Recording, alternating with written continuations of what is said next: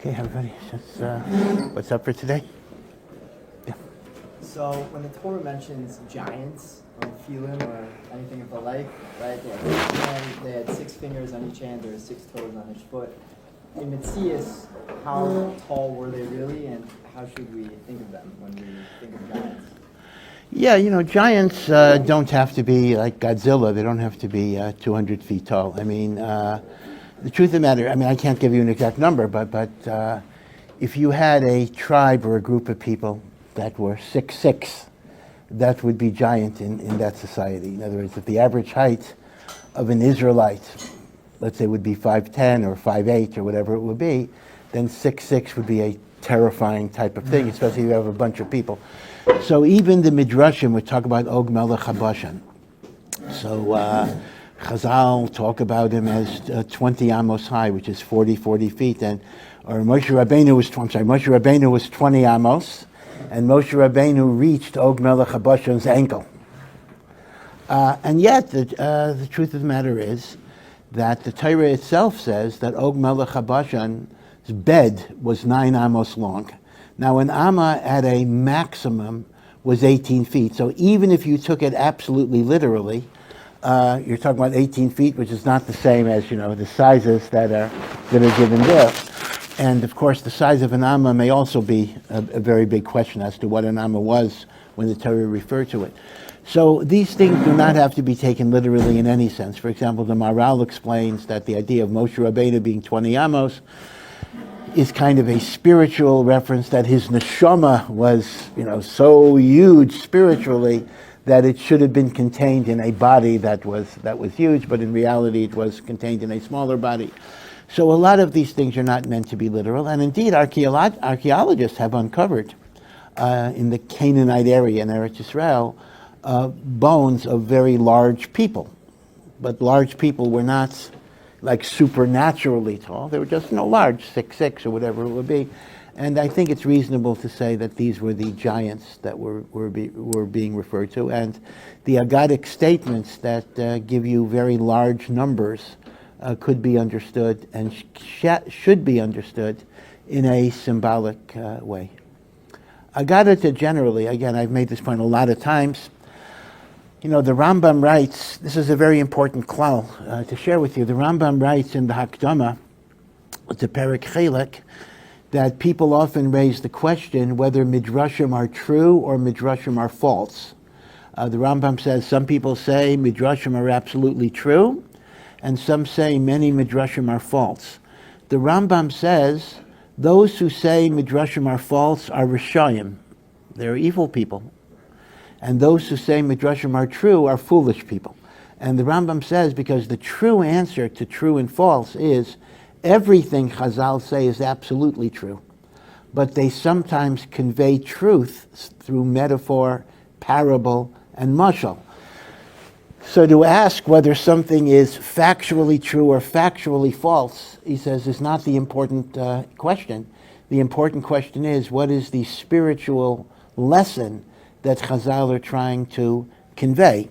So if you look, for example, at commentaries like the Maharal's whole career, the Maharal wrote many, many svarim, but even if you learn a little bit of Maharal, you see that the Maharal's basic tafkid, virtually all of his svarim, is to unlock and explain the symbolic language of Agadata and Medrash.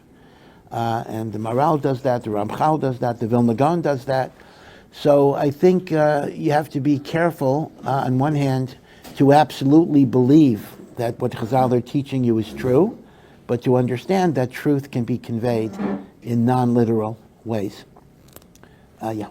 I once heard Rabbi mention that Albert Einstein almost became frum. Yeah. He could have been Achor. Yeah. Does Rabbi think it would have been worth it?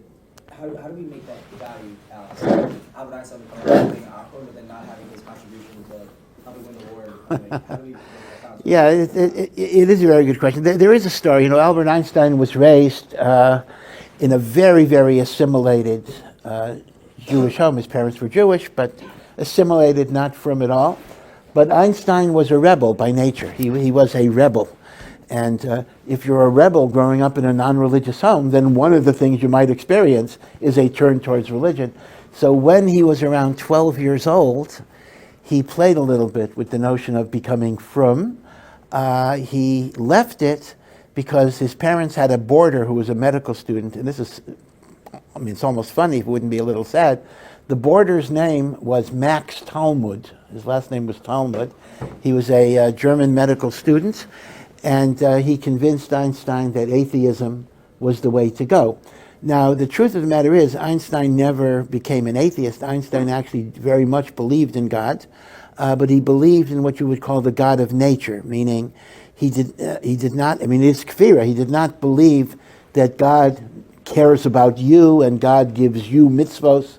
He didn't look at God as doing that type of thing, but he did believe in God as the architect of a cosmos. He saw the universe, he saw structure, he saw elegance, he saw beauty, he saw coherence, so he very much believed in God. He absolutely said this could not have been an accident, which in a sense was the first stage of Avraham Avinu believing in God. Before Avraham Avinu understood a personal God, he first saw a world of order and a world of coherence.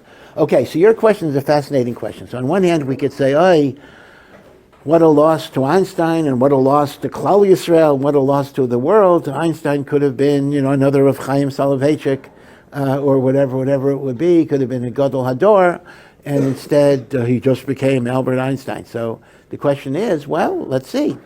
Einstein contributed much to the world in terms of his science, his understanding, even his contribution to the Manhattan Project, which was the atom bomb. And even though at first glance, in fact, Einstein felt very ambivalent about his contribution. At first glance, who says that's great? But once again, well, after all, perhaps it did end World War II. It did end, everything that was going on. So the question is, was the world better off with Einstein as scientist or Einstein as Rosh Yeshiva? What would have been better for the world?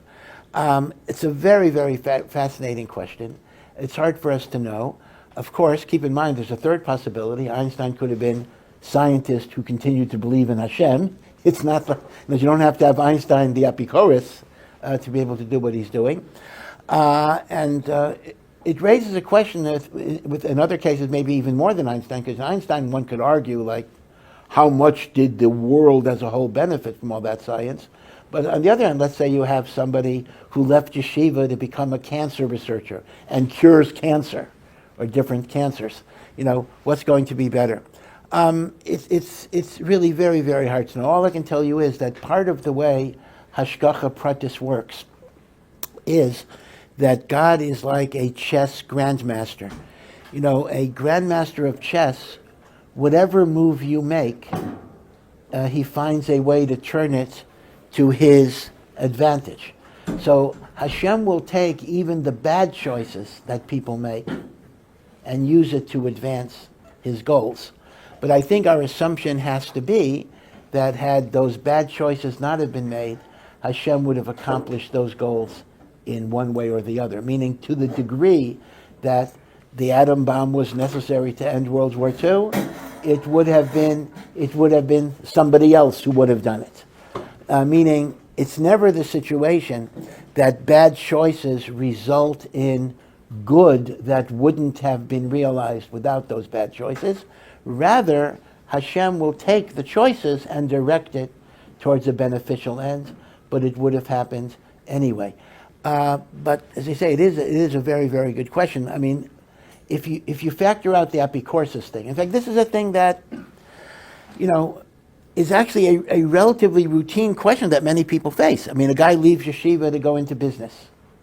He becomes a multi-millionaire. He supports, 50 yeshivas. Well, should he have been a poor Kailo guy all of his life? We're not talking about apicorsis necessarily. We're talking about the decisions that people make. Now there, I do think that perhaps God had a different mission for him. So it is possible that not everybody's job is to be in Kolol all the time. And I accept that.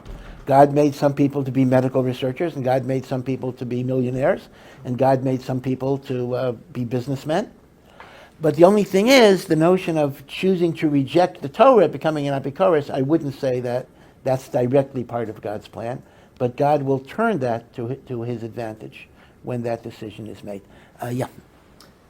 So we know that one of the requirements of conversion is that you have to take on all of the mitzvot, right? You actually have to agree to implement that and take that on, right? And we see that there's a huge trend of traditional Jews, right? When they marry a non-Jew, they'll say, let's convert her, and you'll have many Sephardim who do this. They don't go to a conservative or reform rabbi. They go to a Sephardi Orthodox rabbi, but yet it's a very common practice. Many Orthodox rabbis will they'll convert the woman even though she doesn't actually, they're not making sure or verifying that she's actually becoming a totally religious Jew, and her husband also has no intention of doing it. So why is this such an accepted practice? You will see many Orthodox rabbis agreeing to basically falsely pass off non-Jew as a Jew and making everyone think that the person and all their kids will be a Jew. Well, this is actually a major problem. It's a tragic problem, and this is one of the reasons why the Rabbanut in Israel will not accept many conversions that are performed outside of Israel, precisely for this problem. Again, let's go over basic information, which is not so complicated. The basic requirement for a halachic conversion to make a non-Jew Jew is a bris milah for a man going to the mikvah, but that's not such a big problem. But most importantly, the acceptance, the willingness, the commitment to keep the 613 commandments of the Torah as defined by halacha. When there is not a commitment to keep the Torah, the conversion is invalid. The person is still a goy. People sometimes say, well, how can you declare that this person is a goy? Isn't there an isser d'oraisa to oppress a ger? And there is an isser to oppress. The answer is, yeah, they're not a ger. That's the whole point. I'm not oppressing a ger. There is no conversion here. So there's no isser of onas hager when the person is not a ger. Now, let me differentiate two situations. Let's say you have an intermarriage, which is always unfortunate. So even though generally Judaism does not proselytize, we don't try to openly try to convince people to become Jewish. But in the case of an intermarriage that's a fait accompli, we are allowed to be more proactive and encourage a conversion. But you then have to differentiate two situations. If what you're doing is doing an insincere conversion where there is no commitment and the Torah is not going to be kept, that is worthless. Not only is there no mitzvah to do that, that's an avera to do that. But if what you're trying to do is you're trying to encourage a genuine interest in accepting mitzvahs, so that's a different thing. Meaning, not all of these conversions are fake. Many of these conversions, you're planting a seed in which there is a real desire. That'll take longer. So those conversions are fine. At least with the Eved, even if the reason the person's converting is to marry a Jew, even if that was their initial reason, if in point of fact there is genuine commitment, eventually you can convert them. Now you're talking about a different type of situation where the whole thing was a sham, the whole thing was a fraud, the whole thing, there was never any intention to live a religious life. Those are spurious conversions. Those are invalid conversions. It makes no difference if they were done by Orthodox, so-called Orthodox rabbis or not. A real Orthodox rabbi wouldn't do it. But I will tell you, having been an actual synagogue rabbi, the pressures are very, very enormous. I'll give you a scenario where you're a rabbi and your parnasa is from your shul, and your president has a son. Your president is an Orthodox, but your president has a son who's not from, but he's going out with a non-Jewish woman. And they're planning on getting married, but the president would never allow an intermarriage in his family. So the president gives you, the rabbi, an order: I'd like you to convert my future daughter-in-law so she can be under the chuppah and have a Jewish wedding. And you obviously ask the president, well, is your daughter-in-law planning to keep mitzvos? He says, well, no, she's not really ready for that, but we need a conversion because it would be a big embarrassment for our family to have a guy. Well, there is no halachic heter to convert such a person. But what happens if the rabbi doesn't do it? He may lose his job. And this is not an exaggeration. I know cases where rabbis have refused to do these conversions, and they have lost their jobs as a result. Now, according to halacha, so what?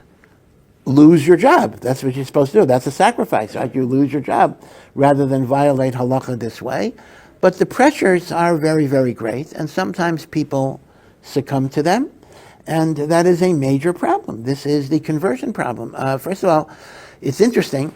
I don't want to criticize the Rabbanut. On one hand, the Rabbanut kind of casts a lot of aspersions on chutz la'aretz conversions because of this reason. And yet, the Rabbanut itself has been guilty of this with thousands of Russian conversions. Many, many Russian people who were technically non-Jews have been converted under the Rabbanut in Eretz Yisrael when it was absolutely clear that they were not keeping mitzvot and they had no intention to keep mitzvot. So, if I might quote another lapsed Jew, he who was without sin should cast the first stone. That's an inside joke, if you know who I'm quoting here. But the point there is that the Rabbanut itself has been guilty of the very thing that Chutz La'aretz has been accused of. And the truth is, it's wrong on both sides. It is wrong on both sides of it. So it is a very, very serious problem. It's a tremendously serious problem when people have been converted whose conversions are not kosher. You know, number one, it's very dangerous for the Jewish people because people are passing themselves off as Jewish, and they believe they're Jewish because their rabbi told them so. So I'm not blaming them when in fact they're not Jewish. And the other problem is it casts aspersion on the many, many, many legitimate, sincere gerim who are 100% Jewish. But there's kind of a guilt by association. There's kind of a taint. Oh, you got converted. All of these different problems. So it actually hurts the real people who converted. So it's something we got to be very aware of. I mean, I'm not going to defend it. It is a real problem. By the way, you mentioned Sephardim in particular. I'm not going to single out Sephardim for this. If anything, there's a practice that was adopted by the Syrian community in New York. And this is a bit of a bizarre statement, but going all the way back to the 1930s, they made a takana for their kehillah that they will not accept any converts to be a member of their kehillah, no matter how valid the conversion. If a member of their community marries a convert, they're not part of the community anymore.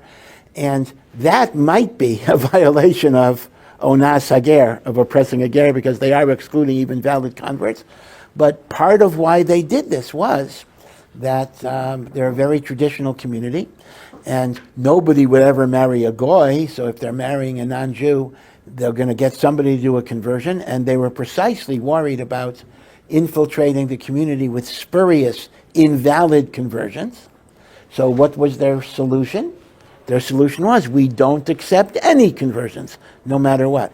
That's a direct example of the bad conversion undermining the good conversion, that even the sincere converts cannot be accepted in that community. And that, I think, is really a very awful, awful thing, but they felt it was the lesser of two evils for that. Yeah? The Gemara in Brachos notes that a cohen who has killed someone would not be allowed to do it. Is this the halacha of Ma'aseh? And if so, how does that play itself out practically for, say, someone, a surgeon, someone who perhaps is a soldier, where in the course, maybe there's a soldier, but at least a surgeon, where it really can happen that if something goes wrong, you may kill someone and then are you not able to? Yep, it absolutely is a halacha in the Shulchan Aruch. It's a halacha on the books that a kohen who killed someone is not allowed to duchan, is not allowed to be a conduit for bracha, because as the pasuk says in Yeshayahu, Yedechem damim maleu, your hands are filled with blood, and you cannot therefore be a conduit for God's blessing of peace. This is beferish in the Shulchan Aruch, and it's absolutely halacha. Now, you're 100% correct that I understand a guy who murdered somebody in a bar fight can't duchan. That's fine. But there's all sorts of situations. You have the surgeon who killed a patient accidentally in the course of an operation because an operation didn't go well, or you have a chayal. You have a soldier fighting in the Israeli army protecting Eretz Yisrael, or you have accidental things like automobile accidents or the like. So this is discussed. All I can tell you is that there are many, many different opinions. Some say certainly a chayal who is killing an enemy, where there's a mitzvah to kill that enemy, because that enemy is a rodef, does not get disqualified. On the other hand, when you're dealing with accidents, that's a machlokas. If killing b'shogeg will passel a person. So again, there are different shitas halacha, meaning different opinions will go different ways, but certainly there are grounds for leniency. Number one, when the killing is a mitzvah, and number two, even when the killing is not a mitzvah, if it was inadvertent and non-intentional. So the poskim do discuss all of those issues. Yeah. How do you make sense of like seemingly outdated gezerot, like not swimming so that you won't build a raft?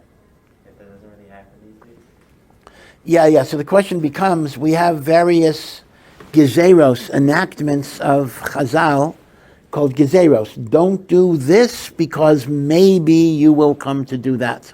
Right? This is called making a fence around the Torah. So the one example that you gave was that Chazal say you're not allowed to go swimming on Shabbos, lest you construct a raft, right? So you're swimming and you figure, I'm going to make a raft, I'm going to take a bunch of wooden poles and tie them together, and what malach am I doing actually? I'm makiv patish, I'm making a kli, or I'm bona if I hold, there's binyan in kalim. So the question, or even medicine, right? If you don't have, unless it's a major condition where Chazal didn't want to be gozer, but if you simply have a headache on Shabbos, you're not allowed to take aspirin just for a headache. Why? Because Chazal were afraid that, if you run out of aspirin, you'll go into your backyard, you'll cut down the aspirin plant and you'll grind it up and make yourself a pill. So because of this, Chazal say, do not take aspirin on Shabbos. Now, the question is that, come on, I'm not going to, I don't even know what an aspirin plant looks like, and it's probably not going to be in my backyard, some medicine I'm going to make. I'm not going to make a raft. In other words, the issue becomes, Chazal give reasons, and the reasons may have been cogent, they may have been possibilities in a certain time and place, but they don't apply today. So can one make the argument that the reason doesn't apply today, therefore the gezerah doesn't apply today, or like once they made the rule, it becomes the rule, but then the question becomes, what's the sense of it? So what am I doing in such a situation? So in reality, you can look at it two ways. There are two ways of looking at it, both of which will lead to the same conclusion. One is simply what you might call an institutional constraint, and that is the following. When Chazal made these gezeros, they either made them with the authority of the Sanhedrin, or at least the Chachamim as a kavutza made this takana. It is now a law, it is now a halacha. Once it is a halacha, it can only be repealed by a body that is of equal stature, or actually greater. It says, Ein based in Yochel Levatel, Divrei based in Chaverei, right? One based in cannot overrule another based in, another Sanhedrin, unless they are greater in wisdom and in number. The Rambam actually asked the Kasha, how can you be greater in number? A Sanhedrin is the maxes out at 71. How can you be greater in number? Actually, the Rambam explains that when the Sanhedrin made takanas, they would typically also try to get the haskama of other Chachmei Yisrael. So it wasn't just like 71, they would try to get 500, whatever it is. Okay, so one way of answering your question is, okay, the Sanhedrin made a takana. They had a reason. I think the reason doesn't make sense today, but I'm kind of stuck because it's a law. Once it's a law, it can only be repealed by a Sanhedrin that is greater in wisdom and minyan, and we don't have that today until Mashiach comes. We don't even have a Sanhedrin, therefore we're stuck. That is what you might call a legal justification for it, but it's not necessarily a spiritual justification, because what it really would be saying is, Doesn't make sense, but we're kind of stuck because we don't have the mechanism to repeal it. Right? That's one approach. There is another approach, though, that maybe is a little deeper and it's a little bit more mystical, and that is that it is somehow the Ratzon Hashem, since HaKadosh Baruch Hu is the one who engineers our circumstances, the fact that we don't have a mechanism for repeal, takanos, indicates that it's the Ratzon Hashem that these takanos and gezerot continue, even though we don't understand the reason, meaning there are other reasons than those stated for why these laws have to be in effect. Now, do we mean other reasons that Chazal were aware of? Or maybe we mean other reasons that even Chazal were not aware of. Chazal made a gezerah based on certain reasons, but if the Eibishter engineered the setting of the world that we're unable to repeal it, we have to posit there are other reasons for this that we don't always know. That's more of a mystical idea of halacha that Rav Dessler articulates. Now, Yom Tov Sheni is another example, right? Yom Tov Sheni, we keep 2 days of Yom Tov because there used to be calendrical uncertainty when was Rosh Chodesh. Now today we don't have calendrical uncertainty, so why keep 2 days of Yom Tov? So the Gemara itself gives the reason, well, because maybe when we go back to the Beis HaMikdash, we're going to be back, we're not going to use the calendar anymore, and we're going to have a suffix.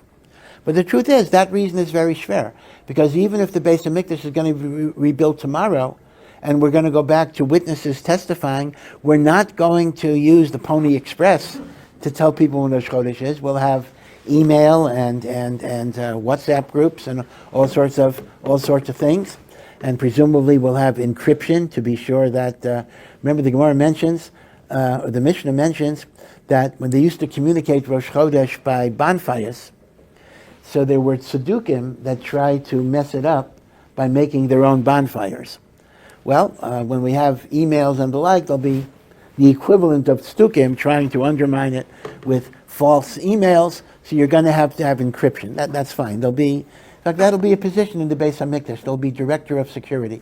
All sorts of positions are going to open up in the Beis HaMikdash, in Be'ez Hashem, inventory control for animals, all sorts of things. It'll be computerized and the like. Probably no internet in the Beis HaMikdash. I would say that wouldn't be that appropriate, but whatever. So the question becomes, if we're never going to have the situation of a calendrical suffix of Yom Tov Sheni, then why keep Yom Tov Sheni bichlal? Why keep Yom Tov Sheni? The logic of the takana doesn't apply. The answer is we don't have a Sanhedrin to repeal it, and therefore there have to be spiritual reasons that if you live in Chutz La'aretz, you need 2 days. Spiritually, you need 2 days.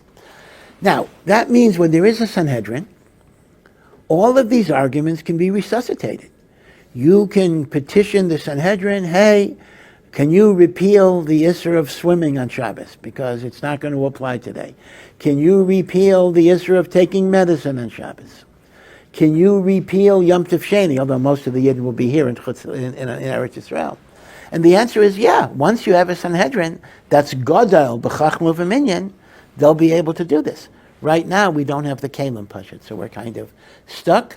But, as Rav Dessler says, there are spiritual reasons why we're stuck, even though we don't always understand it. Yeah. Based on this discussion, do you think you have to techelet today or no? Techelet, yeah, this comes up very, very, very, very often, and there are times I give like 10 reasons, and if I only give 8, I'm going to get letters. Why didn't you say 9 and 10? So it's hard to give you a complete answer. Obviously, this week's parsha gives us a mitzvah of techelet. There is no question whatsoever that techelet, the blue string, it's a machlokes, how many strings? Is it 1 out of 8? 1 out of the 8? Is it 2 out of 8, which is a whole string? Is it 4 out of 8? Obviously, this also has an effect on the price that you're paying. But there's 4 out of 8, there's 2 out of 8, and there's 1 out of 8. But whatever your shita is, the notion of having techelet with the white strings is 1,000% a mitzvah d'oraisa, no question about it. The question is that in the course of time, we might have lost the precise origin of it. Where does it come from? Chazal say it comes from an aquatic creature called the chilazon, and you use its blood. Actually, it doesn't have to be the blood. It says blood, but it refers to a secretion that is with exposure to sun and various other ingredients, turns are blue. And many claim today that it is a shellfish, and they sell techelet based on that. Many people wear techelet. Most of the yeshiva world, they do not. And the question becomes, why not? Why not? So I can't get into all of the details. All I can say is that there is a machlokas, how convincing the proofs are that this is in fact the techelet, the murex trunculus, the murex snail. But the big question that is very, very perplexing is, okay, let's assume I don't know for sure if the murex is the chilazon or not. I don't know, right? Some proponents say they know it's 100, they consider 100% certain or 90% certain. Let's assume I say 50-50. But so what? Even if it is 50-50, shouldn't I do it? Because what is the downside? That's the central question you have to ask yourself. Because like this, let's assume I do murex techelet, because maybe it's techelet. So what's the problem? If it is techelet, I am fulfilling a mitzvah d'oraisa. Elamai, what are you going to tell me? Maybe it's not techelet?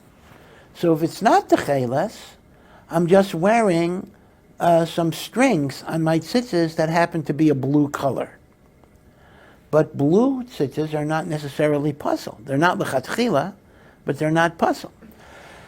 So the big central question is, even if you question the identity of the murex as being the source of the techelet, what is the downside in being machmer? And if it's 50-50, well, why shouldn't I be machmer? Let's say it's 90-10. Let's say there's only, after you go through the whole sugya, there's only a 10% chance that it might be the right identification. Well, one thing I know for sure, if I don't wear techelet, I'm for sure not doing the mitzvah. There's a 0 chance I'm doing the mitzvah. If I wear techelet, there's a 10% right, I'm doing the mitzvah.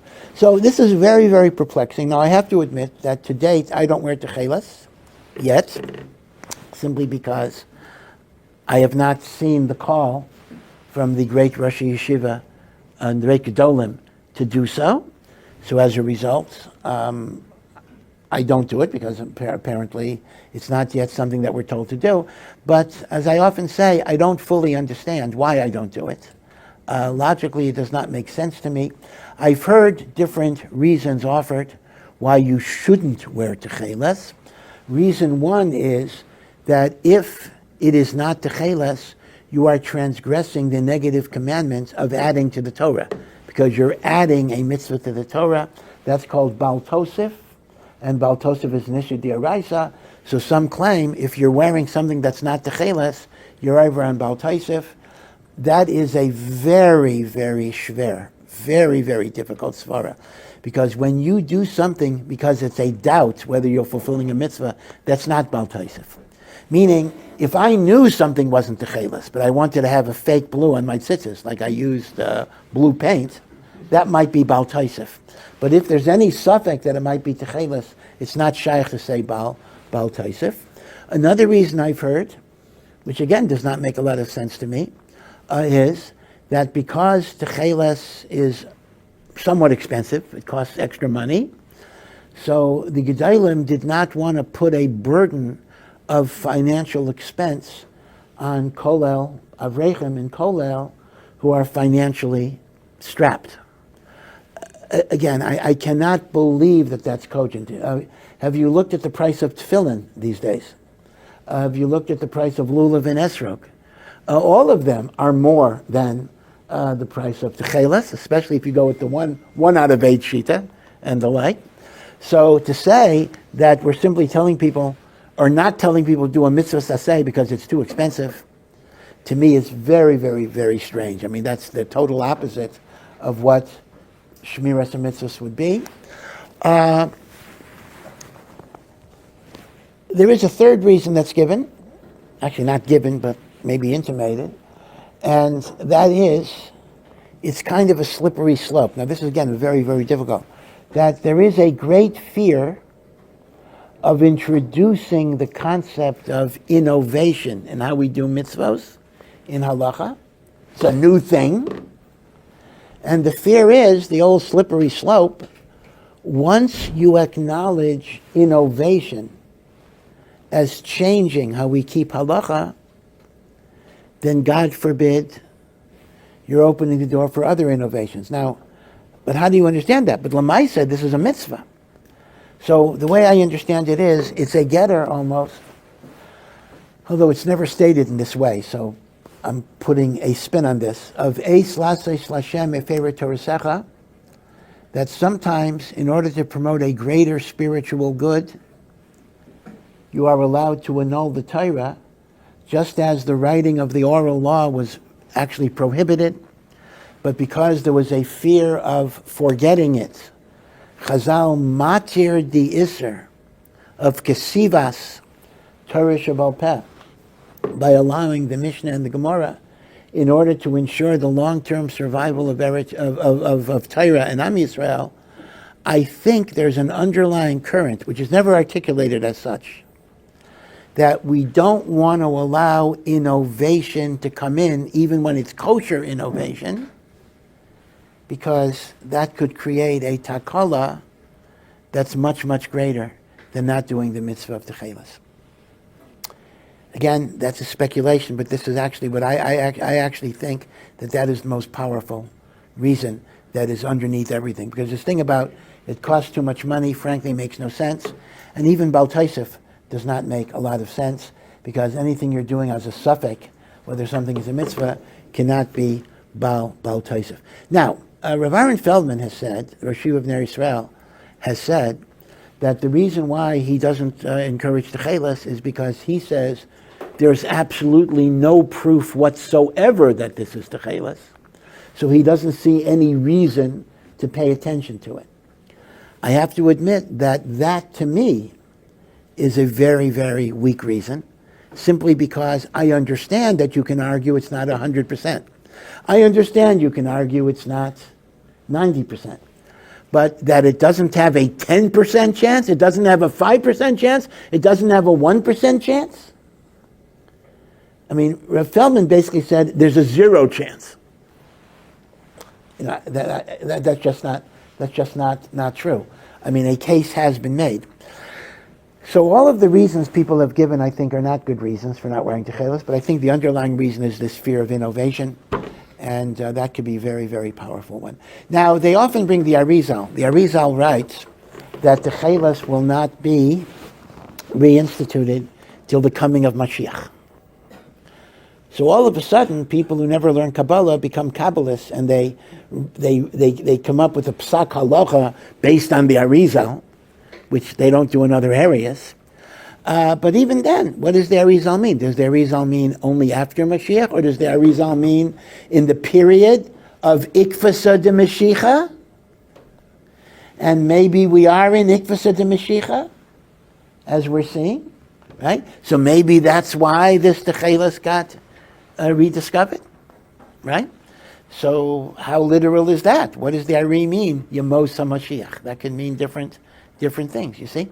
So I think there's a pretty strong case of techelet, and I think ultimately Rav Chaim Kanevsky himself and Rav Asher Weiss took the position, I mean, they kind of fudge it a little bit. They say if a person learns the sugya and is convinced that this is techelet, they should wear it. They should wear it.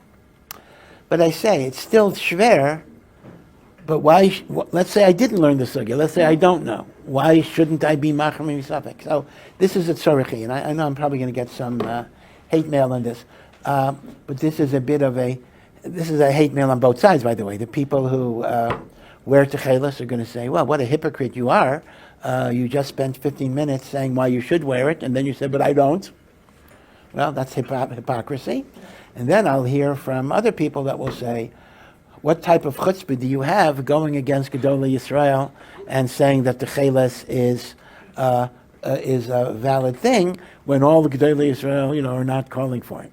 So you get hit on both. What the Kotzker Rebbe once said, when you walk in the middle of the road, you get hit with traffic coming from both sides. So that's kind of the techelet issue. I will tell you this. I have a feeling, and again, my speculations are not worth anything in particular. I have a feeling that more and more people, including even Rosh Yeshivas, are going to get on this bandwagon. I think eventually they get used to the idea. They see that it's a good thing. They see it's not going to cause the consequences that they were afraid of, if that'll be the case. So I think it's one of those things that take a lot of time. You understand that protecting the Messiah is so important that it almost overrides everything. And whenever there's any feeling that some innovation might undermine the Messiah, the initial impulse is to push it away. But then we can see that, maybe you can bring it in, and it's not going to be such a bad thing. So these things take time. The Shvidei Eish, Rabbi Yaakov Weinberg, once said that even within halacha, there's kind of a historical process sometimes, that it takes time for a new thing to kind of gain admission, because the Chachamim have to be sure that it's not going to have the dangers of undermining Messiah. Yeah. So this is an outside question. So we're taught that when a baby is born, Eliyahu Navi hits the child above the lip, causing the child to forget all his Torah learning in the past 9 months. So on this, 3 things. One, is it true that what causes the indentation above the lip, do we know that is true? And if so, why do non-Jews also have the same indentation? Number 2, does the 9-month learning session apply both to boys and girls? And number 3, was the why was the upper lip area the place chosen as the place to hit rather than the brain or the heart, which is more connected to knowledge and emotion? Yeah. So this is the well-known Gemara in Nida that says that before a child is born, a malach teaches the child the whole Torah, and when the child is born, a malach, doesn't say Eliyahu Navi there, but a malach hits the child on the lip. It does not say the upper lip. That's kind of a development of the tradition. It says he gets hit on the mouth, and he forgets all of the Torah. In fact, some say that the reason why we make a shalom zachar for a boy, the first Shabbos after birth, we make a celebration, is to comfort the child, because the child is sad that they remember that they knew the Torah, and now they don't know the Torah. So before I try to address your specific questions, let's ask a more basic question. What is the purpose of learning all of the Torah before you're born if you're going to lose it anyway? So what's the purpose of doing that? Is it just a way of passing the time for 9 months? So the truth of the matter is, the teaching of the Malach imprints the Torah in your neshama. So even when you consciously forget it, but just like bicycle riding, they tell me, I have not tested this, but they say, once you have learned how to ride a bike, you will never forget. It'll always be just relearning, right? So I did learn how to ride a bike, but I'm not right now into trying that, seeing if that experiment is true. But whatever it is, the idea is that this is called deja vu. Deja vu is the sensation, I've been here before. I've done this before. I heard this before. A Yid is attracted to Torah, even if they were not raised religious, because there's something in the Torah that is familiar to them. And that goes all the way back to what was imprinted in their neshama. That imprinting creates that receptivity for Torah. That's why you need to have it. But then you can ask the opposite question. If I need to have it, why do I lose it on a conscious level? The answer is because the real purpose of life is what you accomplish with your effort and with your work. Meaning the Torah that was given to you as a freebie isn't worth very much. It's there to create your receptivity, but then you lose it on a conscious level.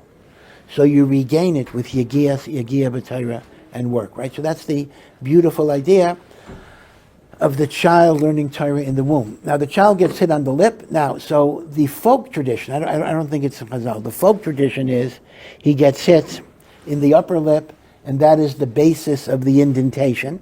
But that is not actually in chazal itself, but that's kind of an after-the-fact explanation. And they even say that sometimes there are what you might call factory mistakes. Sometimes the angels miss a kid.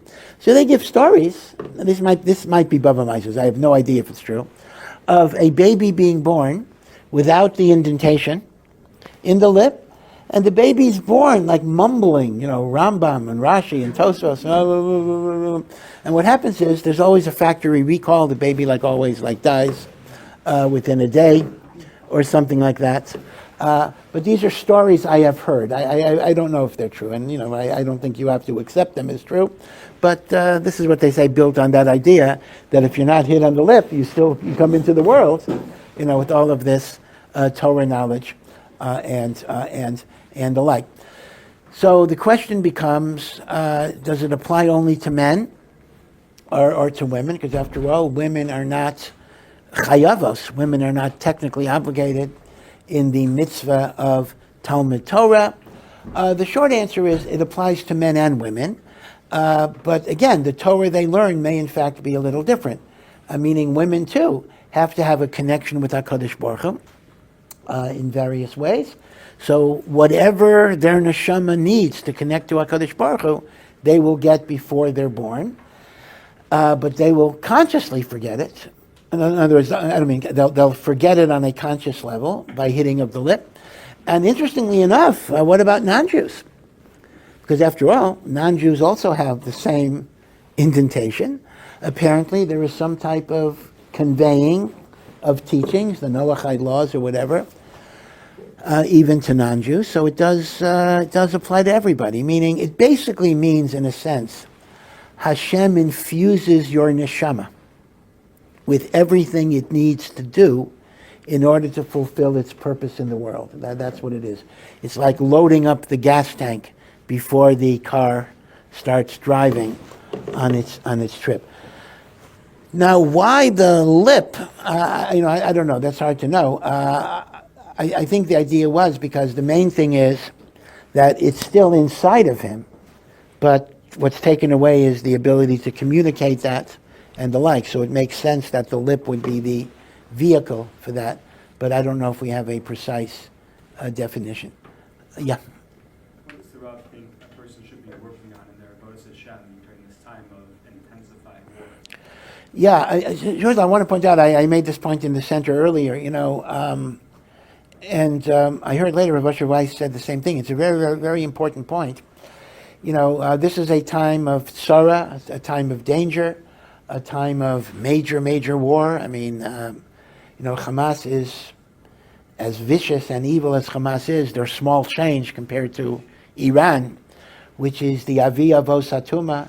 It is the ultimate source of impurity, in which it basically sponsors all of the terrorism in the world. Everything. So of course this is a time of tzara in which we have to daven, but at the same time one has to know this is a tremendous time of gratitude and hakaras hatov. What Israel was able to accomplish in literally one day, and they continue to be doing this, is nothing short of a miracle. And the fact that the Iranian response, and Baruch Hashem it should continue this way, has been so ineffectual. Yeah, there have been some casualties, and these are tragedies, and we mourn every single Jewish life for sure. But if you think about the predictions of what people thought might have been compared to the reality, which is Baruch Hashem, so much less than might have been anticipated.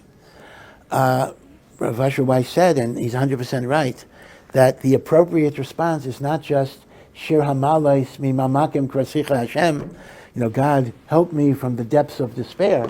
It is Mizmor L'Soida. It is a song of thanksgiving to recognize the chesed of Hashem at this particular time. This is nothing short of miraculous. And I think I'd mentioned, I don't know if you saw this, there was an Israeli newscaster, a Chiloni, not religious, totally secular Jew, in the middle of a newscast. This is an only in Israel story.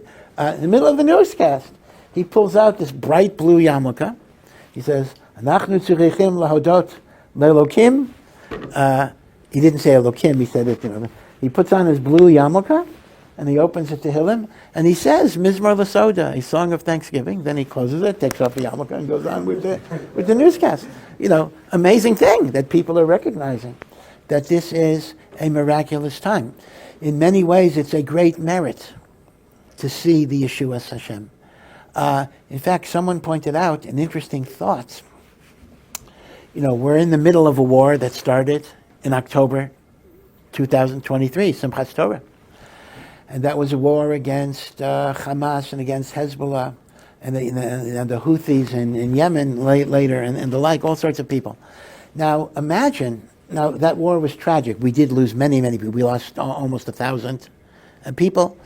But imagine if we wouldn't have that. Imagine if we just started now with Iran. They were like our first military incursion.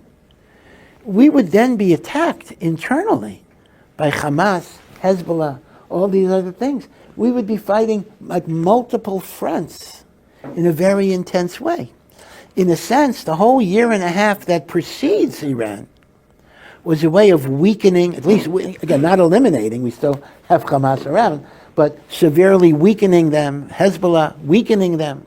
So as a result, we can concentrate on Iran. We don't have to concentrate with a million other enemies that we were trying to get us. So in retrospect, even the tragedies of October 7 turn out to be a gamzu l'tova in the sense of enabling us to defeat this Avi Avos Hatuma, which is the main sponsor of terrorism in the world. And this is a taiva not only for Am Yisrael, this is a taiva mamash for the world. And the hope would be that, the remaining nuclear facility is very deeply under the ground. So it's a little hard for Israel to reach it, although they claim they'll be able to reach it. But the United States has these B-2, these huge, they call it bunker busting bombs, 35,000 pound bombs that can penetrate all the way at the bottom. And this is such a unique plane that the U.S. only has 20 of them. Each plane costs $1 billion, 20 of them, and they don't sell them. This is the rechush only of the United States of America. So even though they share a lot of stuff with Israel, they don't share this plane. But this plane could finish that facility right away. So the big political issue is, will Trump agree to kind of have the U.S. come in? But one way or the other, HaKadosh Baruch Hu is helping us in amazing ways. So the question becomes, David HaMelech says in Tehillim, Ma Oshiv Lashem Kol Tagmaloi Olai. How do I give back to Hashem for all of the kindness He has given me? So it's not just the point I'm making is, it's not just the orientation of we're in trouble, what do I do? It's also a different orientation. How do I express my gratitude to HaKadosh Baruch Hu for the chesed that He's given us? Ma Oshiv Lashem Kol Tagmaloi Olai. Right? So what is a person's avodah? So again, every person, of course, has to look into their own lives. But to me, besides what you might call the generic tikkunim of Torah, tefillah, which is obviously extremely important, I think Avas Yisrael, Achdus, joining with fellow Yidden, bringing nachas to Hashem when He sees all of His children come together, I think is a major thing we can give back to HaKadosh Baruch Hu. In the aftermath of October 7, if you remember before October 7, many of you were not here then, people don't even remember this, but Israeli society was on the verge of disintegration over kind of a crazy issue. It's even hard to understand what was the big deal, but judicial reform Netanyahu wanted to reform the Supreme Court of Israel, and for some reason the seculars saw this as an attack on them, and people were threatening to leave Israel and shut down businesses and the like. And then came October 7, Simchas Torah, and there was all of a sudden there was unity, there was togetherness, there was Ahavas Yisrael. People were joined together. Soldiers wanted tefillin, wanted tzitzis. And, there was a lot of unity, a lot of achdus that we hadn't seen for many years. But then what happens is, as the war goes on and on and on and on, a year and a half, so at some point we go back to our bad habits, our habits of machlokas, dissension. So now comes a new challenge, and this can bring us together again. So I think that Hashem, and I'm not a Navi, so it would be pretentious of me to give a definitive thing, but maybe the message here basically is, I'm giving you a second chance to kind of come together, care about each other. And then, this will be the precursor for the Geula. Yeah. Why is Talmud Torah specifically the most important mitzvah out of all the 16? Yeah, Talmud Torah Keneged Kulam. It's sometimes hard for us to understand that because, on one hand, Chazal themselves seems to be a little contradictory, because there is the famous statement in Maseches Kedushin that Gadol Talmud shemevi lidei ma'aseh. Learning is great because it brings you to action by giving you the knowledge that you need in order to do mitzvahs. Now, that actually indicates that action is the ultimate goal. But learning is so great because it brings you to action, right? So that is one way of looking at it. In other words, one way of looking at it is the greatness of Talmud Torah is only because it brings you to action. But if you look in the Nefesh HaChaim, and the Shar Dalet of the Nefesh HaChaim, this is Rav Chaim Volozhiner, is in many, many ways, if I can use a secular term, it is the mission statement of the yeshiva world, right? If you want to know, right? Corporations are supposed to have a mission statement.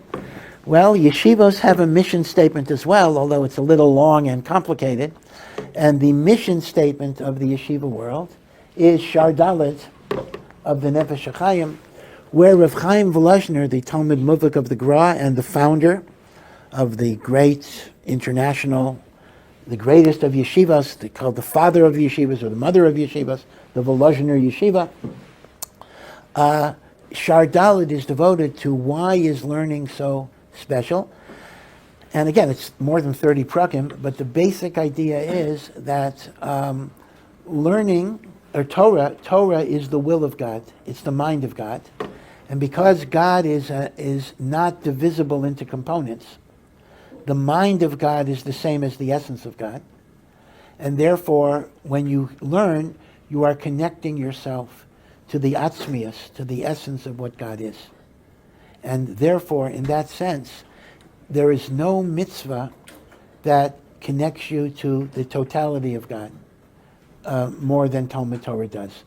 Every mitzvah connects you to a specific aspect of the Ribono Shel Olam, but this connects you to the totality of the Ribono Shel Olam. And that's why Rav Chaim advocated, and not everybody would agree, but Rav Chaim basically said, it makes no difference what you're learning, because people often have a question, well, listen, I understand if I'm learning Maseches Shabbos, or I know Hilchos Shabbos, but a lot of what we're learning, we don't really apply to halacha l'maisa. And even when you're learning Gemaras that are halacha l'maisa, but you're not learning the halacha l'maisa. So the Gadol Talmud Shemevi V'dei Maisa is not really working at all, because you're learning theoretical things. And they're not even openly spiritual things, right? I often think about this. A guy comes to Ohr Somayach because he heard that they teach Talmud here, and the Talmud is the key to life. The Talmud says the meaning of your life. Why are you here? Why did God create the world? So you're looking forward, with so much yearning to your first Gemara class. And you come in, and it's discussing something about Adam Zoamim, something about false witnesses who say that somebody is not a cohen, like what do you do? Or two people are holding on to a talis, or what happens if an egg is laid on Yom Tov, are you allowed to eat the egg? Now, you may or may not find this interesting. If you have a a legal mind, you'll find it interesting because it's arguments back and forth. Okay, so many people do love it, Baruch Hashem. It can be very engrossing. But fundamentally, the question is, but where's the spirituality? Where's the Kedusha? Where am I getting the meaning of life from all of these discussions? It's an interesting question. I mean, why don't we learn just Derech Hashem the whole day? Why don't we learn a book about spirituality the whole day? Why do we spend all this time in Gemara and technicalities when we're not even, in other words, it's like you're missing everything, meaning practical halacha you're not getting. So you're not being told what to do, and spirituality you're not getting because the debates are not focused on spiritual themes. So what is it? It's not spiritual, it's not practical. And yet, that's what we do. So Rav Chaim Volozhner's answer is going to be, what you're doing, whether you know it or not, is you are connecting to the essence of God. And by connecting to the essence of God, by using your mind to try to wrap yourself around God, and God is wrapping, it's like a double wrap. You're wrapping yourself around the Torah, and the Torah wraps itself around you. You become connected to Hashem. When you become connected to Hashem, it's like charging your battery. Your battery is plugged in to the ultimate power source. You become changed. Your neshama becomes enlarged. Your neshama is filled with kedusha that you're not even aware of on a conscious level. Now, I can't prove this because this is ultimately a mystical understanding of what Talmud Torah is. But that is what Rav Chaim Volozhner brings from the Zohar, from all of the different sources. What is interesting is, let me point out, there was a sefer that came out shortly before the Nefesh HaChaim, from what you might call the other side, and that is the Tanya. In fact, the Lubavitcher Rebbe made the argument, I'm not sure I accept the argument, that the Nefesh HaChaim was influenced by the Tanya. That a lot of ideas of Nefesh HaChaim, Rav Chaim Volozhner got not from the Gra, but from the Baal Tanya. Okay, who knows, one way or the other. But it's interesting that the Baal Tanya, we often don't associate Hasidus with Talmud Torah. The Baal Tanya makes kemat the same argument of connecting to God and therefore becoming transformed. And that is why you need to know that the Tanya was not only controversial vis-a-vis the Misnagdim, the Tanya was controversial among Hasidus itself, because there were Hasidim that thought the Alter Rebbe was too much with the learning, too much with the Talmud Torah stuff. He should more talk about the joy of Hasidus, whatever it would be. But the truth is that the Baal Tanya and the Nefesh HaChaim are very, very similar in their emphasis on the metaphysical aspects of Torah learning. So this would be it. So I understand that intellectually it's sometimes a problem. What is the centrality of Talmud Torah, and particularly centrality of Gemara? But this is what Shar Dalet is devoted to. Jan. In London, there's lots of controversy and disagreements about the eruvim that exist there. I was wondering if there was a similar situation here in Yerushalayim, and also what the basis, generally speaking, is for large eruvim in cities. Yeah. The issue of eruvim in large cities is controversial. Really, every large city that has an eruv, there are going to be arguments against it, sometimes bitter arguments and the like. Manhattan, Brooklyn, London, Chicago, all sorts of places. There are two sets of arguments, two different types of arguments that are brought up here. One argument is more of a logistical, mechanical argument, and that is, the larger an area is covered by an eruv, the harder it is to check it, and the harder it is to guarantee that things don't happen in the middle of Shabbos. So that's a logistical problem, meaning, maybe the eruv is kosher, but how do you know, are you going to be able to know that a 20-mile eruv, circumference of 20 miles, is going to be totally reliable? That's a logistical issue. But halachically, the major issue is this.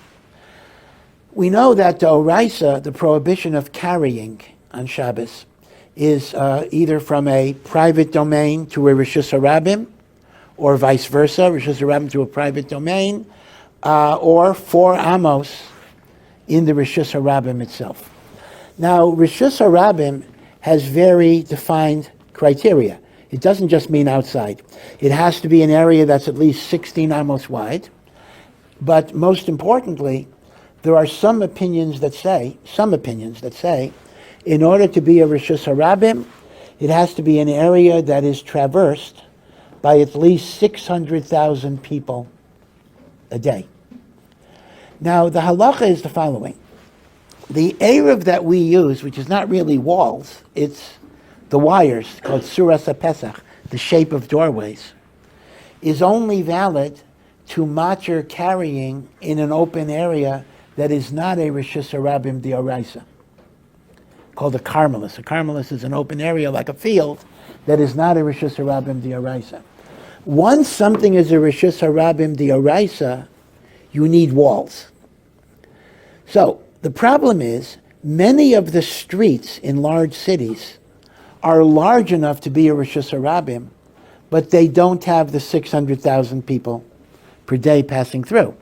So if you go with the 600,000 people criteria, then our big streets have a din of a carmelis. And because they're a carmelis, they will be mutter with a tzuras HaPesach. But if you're machmer, that something is a Rishus HaRabim, even if you don't have 600,000, then our streets are going to have the din of a Rishus HaRabim.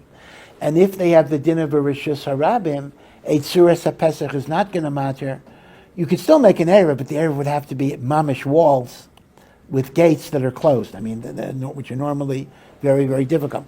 So the key communal issue in large eruvin is whether you follow the leniency that something is not a Rishus HaRabim unless you have 600,000 people. And that's the big, huge machlokas poskin. And that's why many people are machmir, many people are mekel on this particular issue. But basically, all community eruvin are premised on the notion that they are enclosing a carmelis and not a Rishus HaRabim, and that's basically because of the 600,000 rule. Okay, and those who are machmir say it's better to be machmir on that particular issue.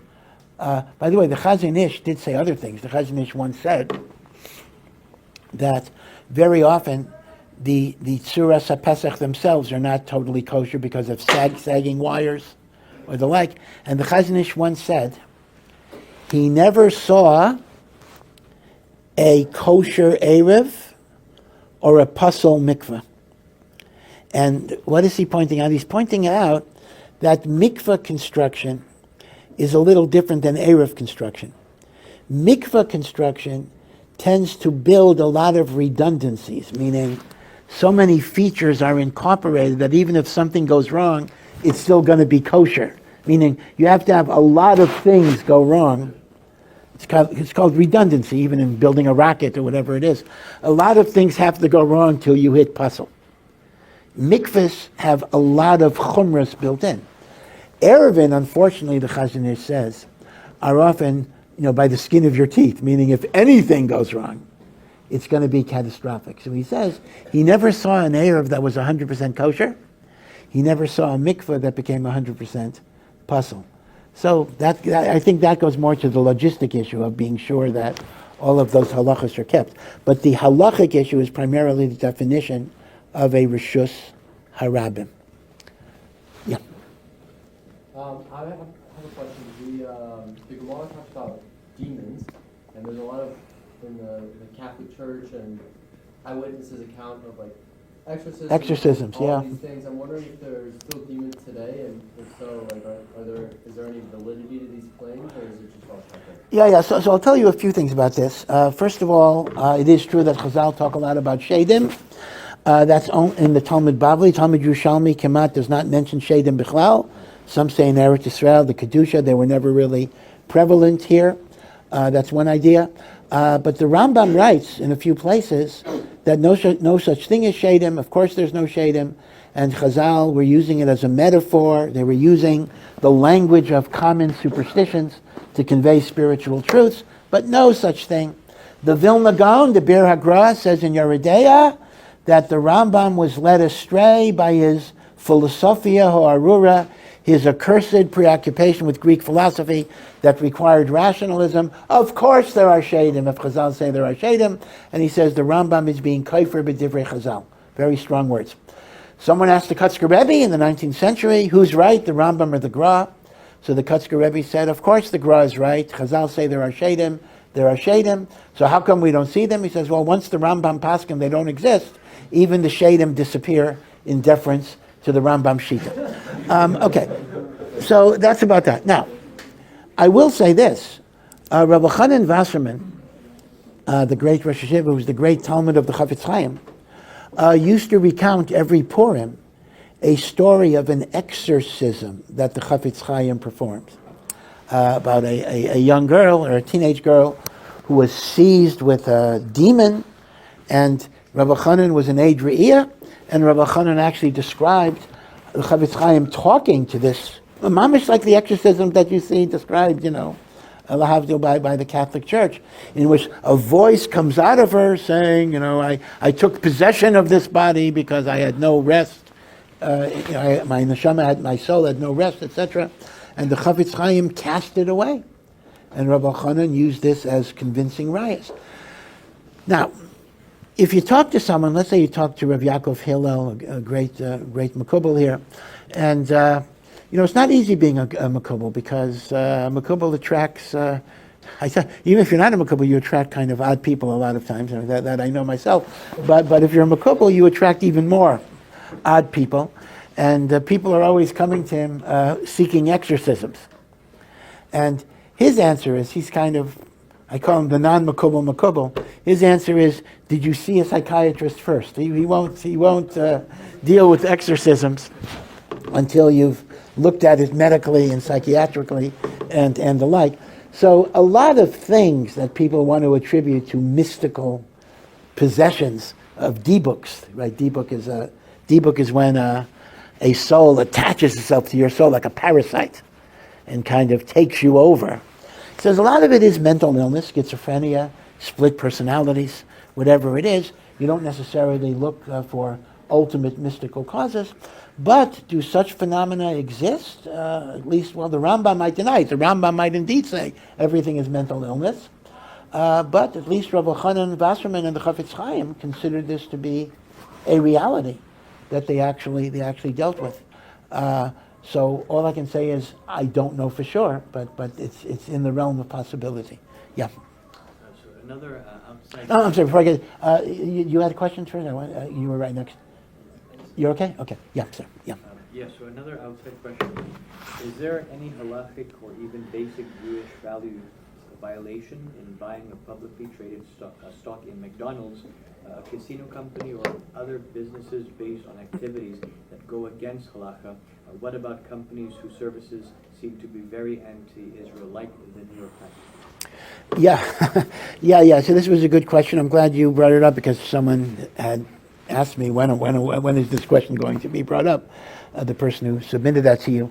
The issue is owning stock in corporations that are engaged in either halachic violations or behaviors that do not help the Jewish people. So one example in terms of kosher is owning stock in McDonald's, owning stock in businesses that violate the Shabbos and the like. That's one set of questions. So there, the halacha basically is, just in terms of absolute halacha, is that there may indeed be a problem if you are a majority owner or a controlling shareholder, because then it becomes your business. Your business is selling treif. Your business is desecrating Shabbos. You have a responsibility. The poskim say if you are a minority shareholder and non-controlling, actually legally this is very important. You can be a minority shareholder, but if your percentage is the highest percentage of anyone else, as little as 10%, sometimes 5%, you're kind of the boss. That's a term of control. So the issue becomes, if you're either a majority shareholder or a control person, you do have a problem. But if you're a minority shareholder and it's not really your business and you do not have decision-making authority, so the halacha does say that it is permitted. And this is particularly the case I'm going to be a little technical here, if you own it through a mutual fund, meaning instead of directly owning McDonald's stock, you invest in a fund that owns many, many stocks. So that even puts you further removed from the actual corporation itself. Now, I think the second question, though, is maybe ethically more problematical, meaning the first question simply is, they technically violate halacha by Shabbos, by kashrus. So if I'm a minority person, I don't have an achrayus for what they do. I'm benefiting from Chil Shabbos. Well, the answer is that's not really a problem either, because if they would only be open on Shabbos, maybe that's the case. But the truth is, you can assume that your profit is coming from the or your dividends are coming from the non-Shabbos sales or whatever it is. But the second problem, I think, is ethically more problematical, and that is, let's assume you're not just dealing with with violations of halacha, but you're dealing with organizations that are doing damage to the Jewish people, either anti-Israel, maybe even anti-Semitic, or things like pornography, or things like drugs. I don't know if you can buy stock in a company that's marketing, well, maybe medical marijuana. Well, medical marijuana is actually okay, but marijuana brownies, I own stock in the marijuana brownies company, or whatever it is. Okay, that's a separate question within a question about, is that so bad? But okay. But the issue here is, I think the argument is that even if you're a minority holder, but by putting your name in that type of business, putting your involvement in that type of business, there's a certain stamp of approval that you're giving. You're kind of a cheerleader, you're an encourager. And I think that would be a very, very bad thing to do. Now, your specific example of the New York Times, I think, is a little mixed, meaning I would agree that things like pornography companies, things like anti-Israel lobbies, anti-Semitic organizations, certainly, even if you're a minority interest, you should not be involved in it all. New York Times, I think, is a mixed bag. I mean, there is a lot in the New York Times that's anti-Semitic, but it's also a legitimate news organization. So in a sense, I think that's more of a mixed bag. I don't feel that much of a problem with owning a New York Times, and especially for Kert, the other way. If you could make yourself a majority shareholder, you might be able to change the tenor of the paper. So it might be a mitzvah. Let's get the Haredi world to kind of buy up the New York Times stock and turn it into an upscale Jewish press. Yeah.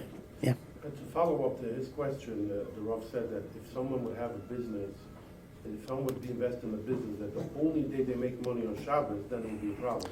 Yeah. How about someone's invested in a bank that doesn't have a heteriska, and their whole business is lending money?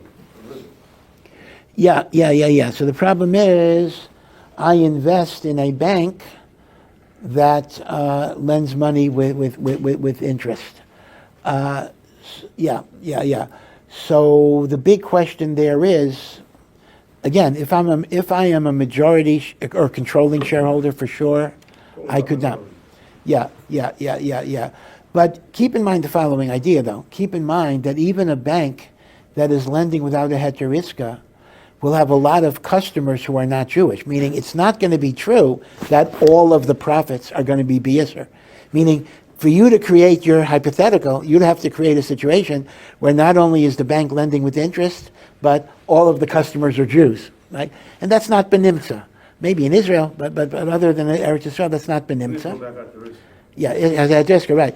So I think realistically, you can invest in the bank, at least if you're a minority shareholder. Yeah. Recently, in a number of Jewish newspapers, there's been a lot of talk in regards to seminaries, and how a lot of complaint, I guess, is that how seminaries are charging these over the amount of money for. I'm sorry, where was this discussion? In some of the Jewish newspapers. Oh, okay, yeah. And how seminaries are charging an exorbitant amount of money, some seminaries are even $35,000-$40,000. Yeah. For the year, and how for a lot of girls, there's so much pressure to go some shidduchim about what seminary they went to, And also, there's like a common, I think it's a push, if you'd say, a lot of the seminaries for the girls to come out, when they start shidduchim, only wanting boys who are long-term learners. And it's a real struggle because a lot of people, A, can't always afford it, and B, also is that a lot of girls don't really do so well. Some girls don't do really so well, aren't really productive over their time. I just wanted to hear what Rabbi's thoughts are about this system, and I guess like if there are any solutions to fix this. Yeah, and I just want to be clear. You had mentioned both the cost of the seminary and the fact that they're pushed to only marry long-term learners. Those are two separate problems. Right? You're not suggesting they're connected intrinsically. Okay. Yeah, well, I once heard that if you want to make money in Israel, you either open a seminary or open a falafel place. These are the two good avenues for parnasa. So it is very true that seminaries are very, very high. Now, the truth of the matter is, Lamaisa, it does cost money to run a seminary. I mean, you have to pay a lot of teachers. There's dormitories, there's food. I mean, it's not a cheap situation. And compare it to college in the U.S. and the like. So I don't want to accuse seminaries of price gouging in many, many ways. The costs are justified in some ways. But it is true that many parents can literally not afford it. And one of the questions that parents are debating is it mukhrach that our daughters and even sons have to go to Eretz Yisrael for, as soon as they finish high school? Because if they live at home and they go to a seminary in New York or Baltimore or whatever it is as an alternative, it's a tiny fraction of the cost. And the question is, the education could be, roughly equivalent. Are we mechuyev to have this thing that you got to go to Eretz Yisrael after high school? And especially, somebody after high school may be too immature, and I'm talking about boys and girls, to really benefit from Eretz Yisrael. You fool around, this and that. Maybe when a person is 20, or maybe after they get married even. Maybe then they could come and they could benefit much more. So the truth is, there is a lot of thought to the idea that good seminaries in Chutz La'aretz can operate in a much, much less expensive way, and girls should be encouraged to go there. On the other hand, they're missing a chavayah, they're missing a very exciting experience. But okay, thrills are not, the ultimate end of things. So this is a debate. I don't know the resolution of this debate.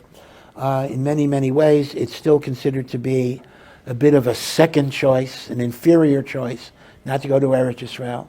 But I think that there could be a serious question whether that's the correct thing. And by the way, much of what I said is true for the boys too, when they come for a year to Eretz Yisrael. Okay.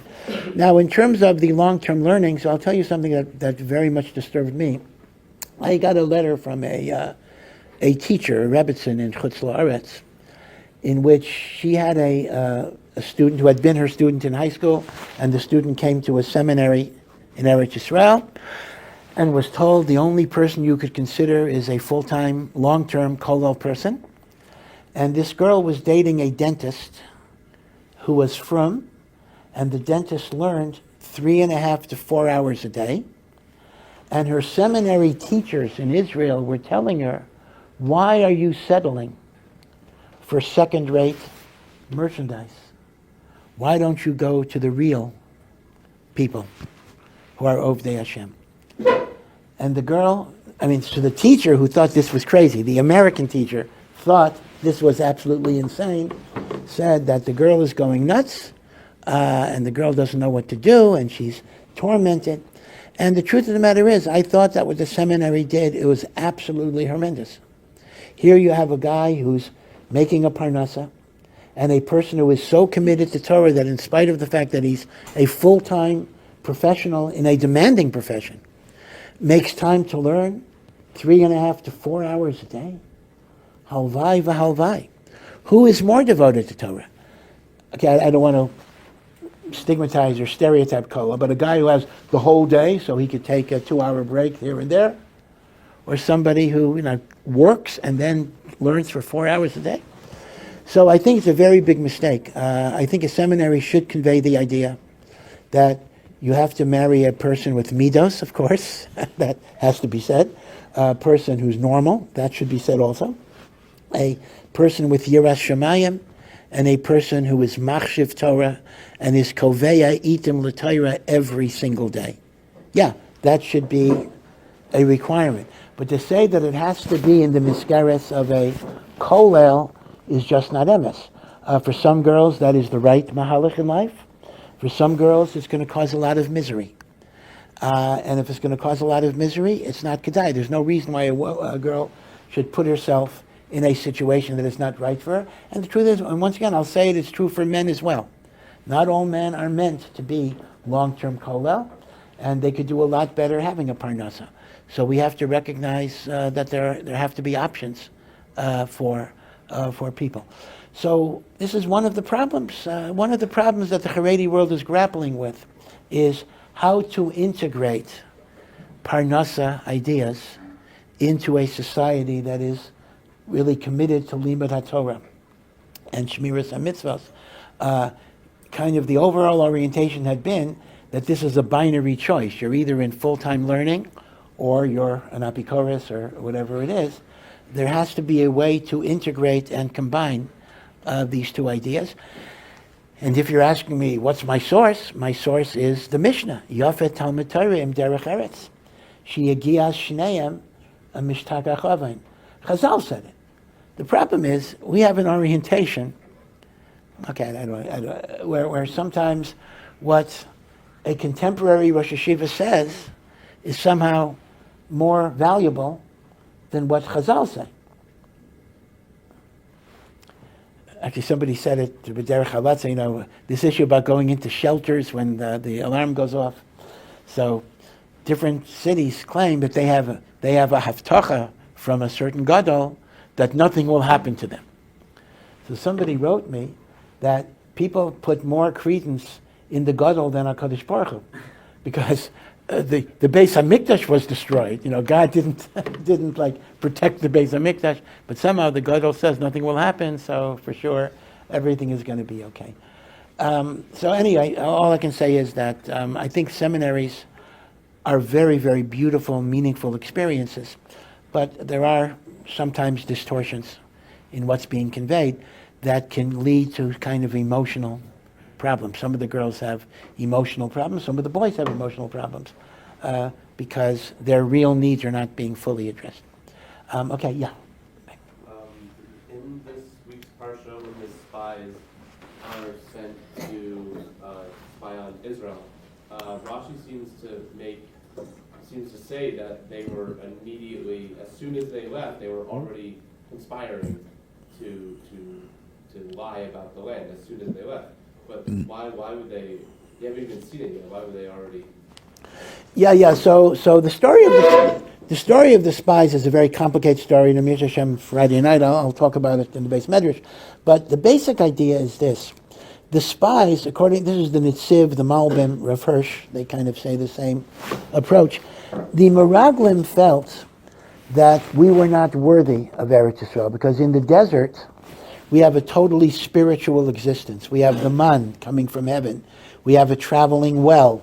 We have clouds of glory. We have Moshe Rabbeinu. Remember, although Moshe didn't commit the sin for which he was denied entry, they already knew he was not going to enter Eretz Yisrael. Because remember in Baloscha, in last week's Parsha, Eldad Umeidad were giving prophecies. What was their prophecy? Moshe will die. So the Meraglim felt that when we will come to a land which will not have these miracles, we're going to have to work, we're going to have an army, we're going to have accountants and lawyers and doctors and build cities and dig ditches, and we're not going to have Moshe Rabbeinu. We are going to fall in our spiritual madregos. And therefore, there was a deliberate attempt to sabotage the mission, because they thought that way we get to be in the desert longer and we get to have Moshe Rabbeinu longer. So in many, many ways, the punishment was exactly what they wanted. 40 more. Moshe Rabbeinu lived another 38 years because of the Chet HaMeraglim. Meaning, had there not been the Chet HaMeraglim, they would have gone to Eretz Yisrael right away, he would have died. So in a sense, it's similar to the person who says, I want to stay in kollel instead of getting a job because I feel the nisayon of getting a job will take away my ruchnius, take away my spirituality. So this was the l'shem shamayim kavanah of the Meraglim. Yeah. How do you view divrei Kabbalah? You normally learn things out, solving things out, and darting things out from Psukim and the Torah. How do you understand when you learn certain dinim or laws from Navi? Yeah. So again, just to be sure people understand the vocabulary here, the word divrei Kabbalah does not mean mystical teachings. It's not referring to the Kabbalah of Zohar and the Arizal, but Kabbalah means tradition, and it's the term that Chazal use for the words of the Nevi'im. That the words that are in the Nevi'im are divrei Kabbalah. They are the traditions based on what God told the Nevi'im. Now, generally speaking, we have a general rule that after Moshe Rabbeinu, a Navi cannot be machadish a mitzvah. A Navi cannot say, oh, God told me a new mitzvah or whatever it is. That's nichlal in lo b'shamayim. Right? So as a general rule, Nevi'im give musar, Nevi'im give guidance, Nevi'im give hadracha, but a Navi can, number one, not create a new mitzvah, and number two, a Navi cannot even offer an interpretation through Nevuah, and number three, a Navi cannot even be machriya in a machlokas among authorities or whatever it would be. So the question becomes, if it's true that Nevuah cannot be a source of halacha, then how is it that Chazal sometimes learn or derive halachas from the words of Nevi'im? Isn't that a problem of lo b'shamayim?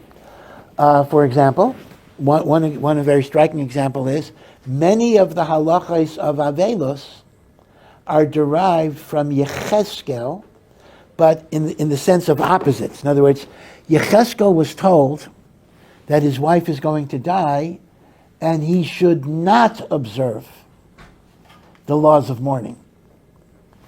So Chazal have a drasha by what he was told not to do.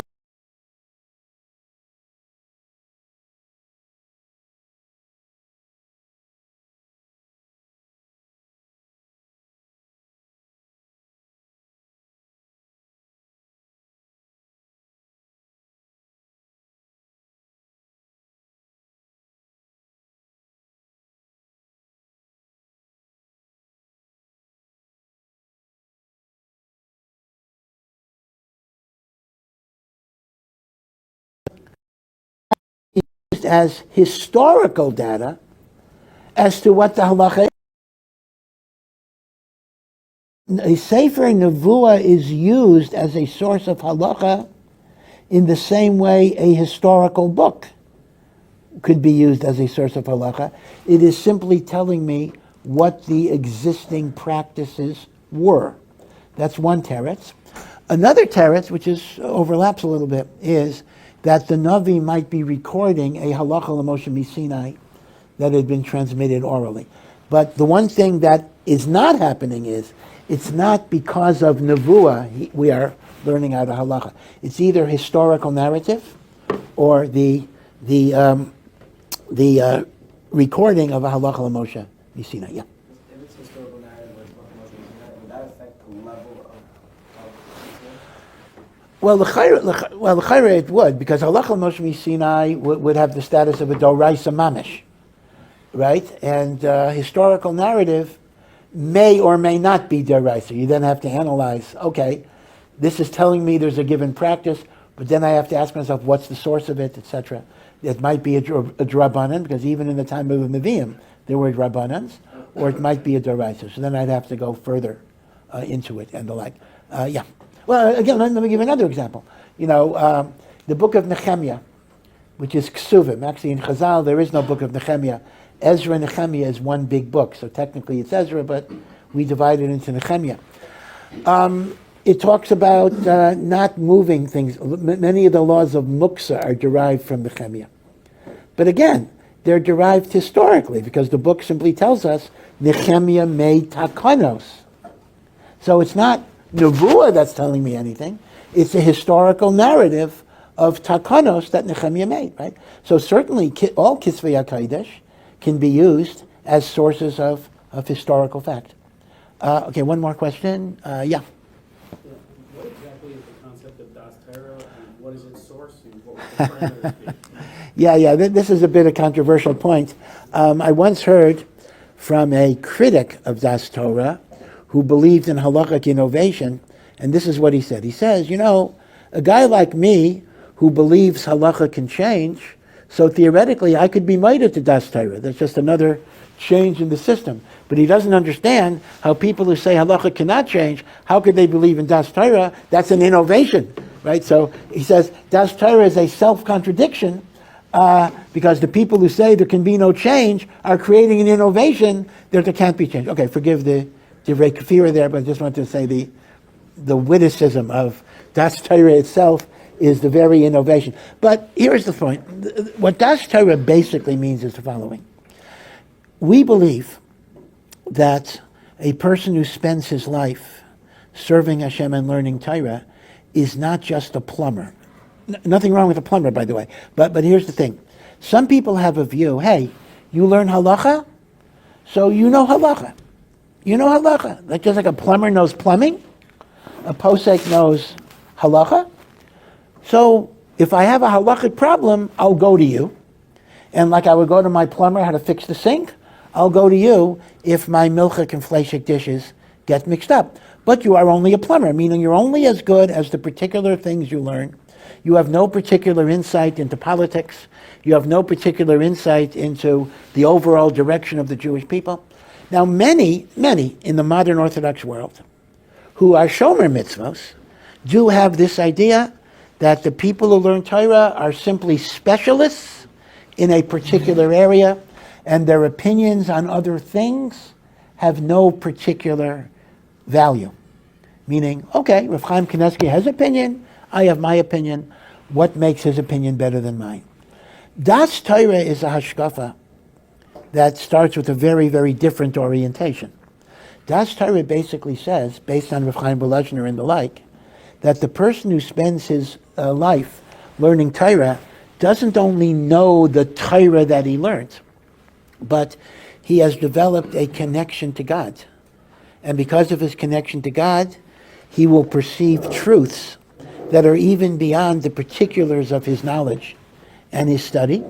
And he will have intuitions, he will have feelings. We could even call it a form of Ruach HaKodesh, which will lead him to intuit the will of God in a way that people who don't have that connection will not. So essentially, what Das Torah fundamentally means is that one should turn to Gedolim not only on technical halachic issues, which have clear textual makoros, like Shulchan Aruch, Rambam, but for matters of policy, matters of hashkafa, matters of intuition, matters of feeling, as opposed to looking at the Rosh Hashiva or the Gadol as simply a technician who knows one particular thing. Now,